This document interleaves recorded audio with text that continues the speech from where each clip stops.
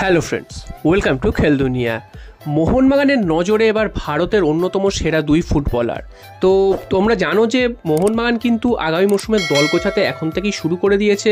বিদেশিদের এক একজনকে চূড়ান্ত তো প্রায় করেই ফেলেছে এবং অনেকজনের সাথে কিন্তু অ্যাডভান্স স্টেজে কথা চলছে।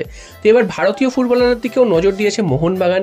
তো সেখানে দুজন ভারতীয় ফুটবলারের নাম উঠে আসছে যারা কিন্তু জাতীয় দলের প্লেয়ার এবং যারা কিন্তু এই মুহূর্তে আইএসএলে সবথেকে ধারাবাহিকভাবে ভালো খেলছে এবং অন্যতম সেরা মুখ। তো প্রথমে যার নামটা বলবো তিনি হচ্ছেন মুম্বাই সিটি এফসি ছাংতে।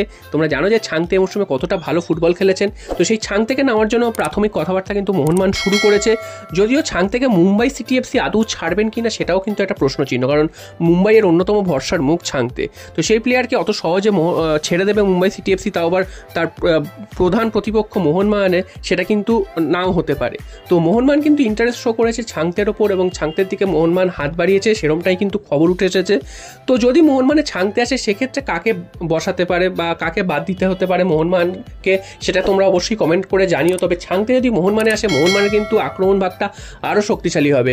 এমনকি আইএসএল কাপ ফাইনালে আমরা দেখেছি যে ছাংতে কিন্তু একাই নাচিয়ে ছেড়ে দিয়েছিল মোহনবাগানকে, এবং আইএসএলের শিল্ড যে ফাইনাল হয়েছিল লাস্ট ম্যাচটা, সেখানেও ছাংতে একটা গোল করেছিল এবং সারা মরশুম জুড়ে ছাংতে প্রচণ্ড ভালো ফুটবল উপহার দিয়েছে। তো ছাংতে যদি মোহনবাগানে আসে, অবশ্যই মোহনবাগান শক্তিশালী হবে এবং আগামী এসিএল 2 অর্থাৎ এএফসি চ্যাম্পিয়ন্স লিগের জন্য মোহনবাগান দল গোছাচ্ছে। তো ভারতের সমস্ত সেরা প্লেয়াররা যদি এই টিমে আসে, সেক্ষেত্রে মোহনবাগান সেই টুর্নামেন্টে একটা ভালো ফল করবে, সেটাই কিন্তু সমর্থকরা মনে করছে। তো তোমাদের কি মনে হয় ছাংতে মোহনবাগানে আসলে কতটা লাভজনক হবে বা কার পজিশনে তিনি খেলতে পারেন, সেটা কিন্তু অবশ্যই কমেন্ট করে জানিও। এবং ছাং থেকে তোমরা কি মোহনবাগানে আদৌ দেখতে চাও না সেটাও কিন্তু কমেন্ট করে জানিও। এরপর চলে আসি আরও একজন প্লেয়ারের নাম, তাকেও তোমরা সবাই চেনো, তিনি হচ্ছেন এফসি গোয়ার জয়গুপ্ত। তো জয়গুপ্তাকে নিয়েও মোহনবাগান অনেকটা দূরই এগিয়েছে। তো জয়গুপ্তাকে নেওয়ার ব্যাপারে কিন্তু ছাংতের থেকেও মোহনবাগান এগিয়ে রয়েছে। এই প্লেয়ারটির দিকে মোহনবাগানের নজর অনেক দিন থেকেই ছিল।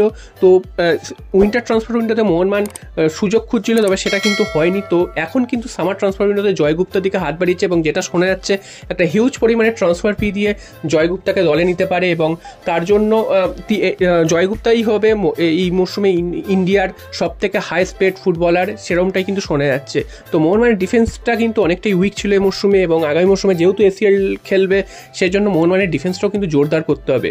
অলরেডি বিদেশি ডিফেন্ডার তো নিচ্ছেই, তো ভারতীয় ডিফেন্ডারদেরও তো নিতে হবে মোহনবাগানকে। তো সেক্ষেত্রে জয়গুপ্তার দিকে হাত বাড়িয়েছে। জয়গুপ্তাও এই মরশুমের এফসি গোয়ার হয়ে দুর্দান্ত ফুটবল খেলেছে, একটা দুর্দান্ত গোলও করেছে, তোমরা দেখেছো সবাই। তো এবং সেমিফাইনাল অবধিও এফসি গোয়া এসছে এবং তা জয়গুপ্তার পারফরমেন্সও কিন্তু সবার চোখে লেগে রয়েছে। তো অবশ্যই জয়গুপ্তা যদি মোহনবাগানে আসে, মোহনবাগানের ডিফেন্স তো অনেকটাই ভালো হবে এবং সুভাশিস বোস তিনি কিন্তু এই মরশুমে ধারাবাহিকভাবে ভালো খেলতে পারেননি, কোনো ম্যাচ ভালো খেলেছেন, কোনো ম্যাচ খারাপ খেলেছেন।